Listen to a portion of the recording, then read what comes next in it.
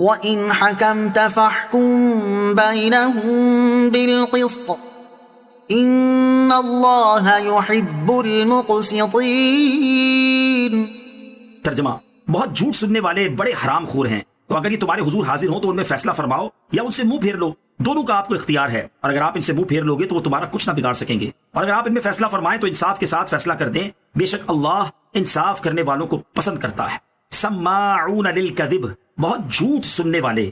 سابقہ آیت میں جھوٹ سننے والوں سے مراد یہودی عوام تھی جو پادریوں اور سرداروں کے جھوٹ سن کر اس پر عمل کرتے تھے، اور اس آیت میں جھوٹ سننے والوں سے مراد یہودی حکمران اور پادری ہیں جو رشوتیں لے کر حرام کو حلال کرتے اور شریعت کے احکام کو بدل دیتے تھے۔ رشوت کا شرعی حکم اور اس کی وعیدیں۔ رشوت کا لینا دینا دونوں حرام ہے اور لینے دینے والے دونوں جہنمی ہیں۔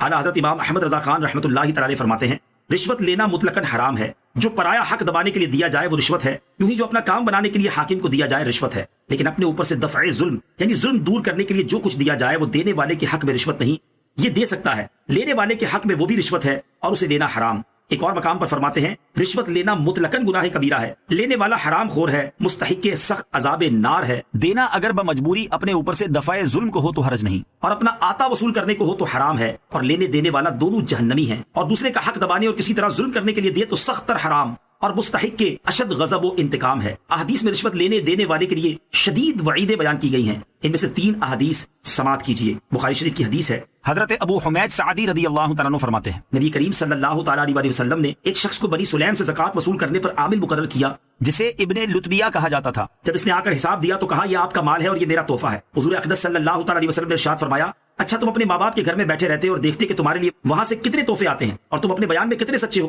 پھر آپ علیہ الصلوۃ والسلام نے ہم سے خطاب کیا اور اللہ تعالیٰ کی حمد و ثنا بیان کرنے کے بعد فرمایا، جب میں تم میں سے کسی کو کسی جگہ کا عامل بناتا ہوں جس کا اللہ تعالیٰ نے مجھے اختیار دیا ہے تو وہ میرے پاس آ کر کہتا ہے، یہ آپ کا مال ہے اور یہ ہدیہ ہے جو مجھے تحفتاً دیا گیا۔ یہ کیوں نہ کیا کہ وہ اپنے ماں باپ کے گھر بیٹھا رہتا یہاں تک کہ اس کے پاس تحفے آتے۔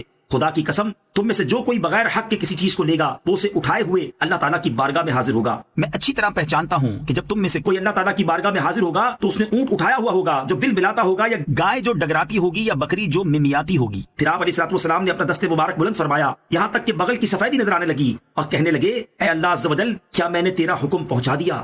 نمبر 2، حضرت عبداللہ بن عمر رضی اللہ تعالیٰ عنہ فرماتے ہیں کہ سرکار دو عالم صلی اللہ تعالیٰ علیہ وسلم نے ارشاد فرمایا، رشوت لینے اور دینے والے دونوں جہنمی ہیں۔ نمبر 3، حضرت عبداللہ بن عمر رضی اللہ تعالیٰ عنہ سے روایت ہے، حضور پر نور صلی اللہ تعالیٰ علیہ وسلم نے ارشاد فرمایا، جو گوشت سحت سے پلا بڑا تو آگ اس کی زیادہ حقدار ہے۔ عرض کی گئی سحت سے کیا مراد ہے؟ ارشاد فرمایا، فیصلہ کرنے میں رشوت لینا۔ فَإِن جَاءُوكَ، تو اگر وہ تمہارے پاس آئیں، یا سرکار دو عالم علیہ الصلوۃ والسلام کو اختیار دیا گیا کہ اہل کتاب آپ کے پاس کوئی مقدمہ لائیں تو آپ کو اختیار ہے فیصلہ فرمائیں یا نہ فرمائیں۔